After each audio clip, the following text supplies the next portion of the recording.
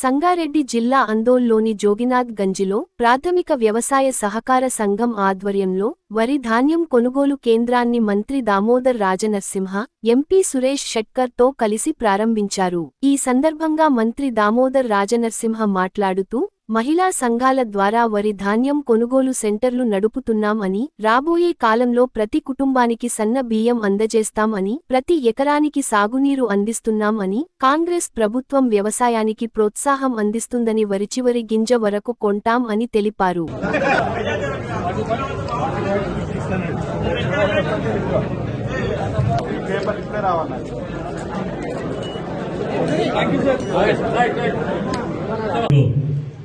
స్థానిక ఎంపీ సురేష్ షెట్కర్ గారు, పెద్దలు జగన్మోహన్ రెడ్డి గారు, మా additional collector revenue land Madhuri గారు,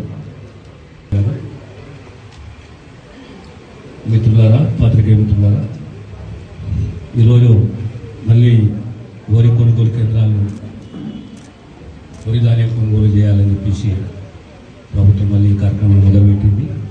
మన జిల్లాలో సుమారు 218 కొనుగోలు కేంద్రాలు, అందులో ప్రధానంగా మనము ప్రాధాన్యత ఇస్తున్నది మహిళా సంఘాలకు, సెల్ఫ్ హెల్ప్ గ్రూప్స్కు.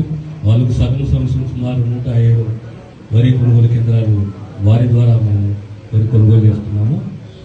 దీనికి అన్నింటిలో ముఖ్యమైనది ఏంటంటే సన్నాలు. ఈ ఆలోచన పేదవానికి సన్న బియ్యం ఇవ్వాలి, అందియాలనే ఒక అద్భుతమైన ఆలోచనతోటి రాష్ట్ర ముఖ్యమంత్రి గారి నిర్ణయం తీసుకొని ప్రతి పేదవానికి సన్నాల పంట ప్రోత్సాహం కోసం అన్ని రకాలుగా మనము ప్రభుత్వం మొదలు పలకాలి. 500 రూపాయలు కనీసం బోనస్ ఇవ్వాలని ఒక మంచి ఆలోచన, మంచి ఉద్దేశంతో గతంలో ఏ ప్రభుత్వము ఏ ముఖ్యమంత్రి ఆలోచన చేయలేదు. ఆ దిశగా మా ప్రభుత్వం ముందుకు పోతున్నది. రాబోయే కాలం కూడా ప్రతి కుటుంబము, ప్రతి పేదవారికి సన్న బియ్యం అందియాలని చెప్పి ఒక తపన. మీ అందరూ తెలిసిందే, ఎప్పుడైనా వ్యవసాయం అనేది ప్రత్యేకంగా ప్రోత్సహించింది కాంగ్రెస్ ప్రభుత్వం. మన ప్రాంతంలో కూడా ప్రతి ఎకరానికి నీరు అందియాలని చెప్పి ఒక తపన ప్రభుత్వానికి ఉంది. దాని తత్ఫలితమే మనకు సింగూరు కాలువ కూడా మన చెరువులు నింపుకోవడం, మన పంటలు పండించుకోవడం, ప్రత్యేకంగా వరి మన ప్రాంతంలో అందోలే కానీ పుల్కరే కానీ ప్రతి గ్రామంలో వరి పండించుకుంటున్నాము.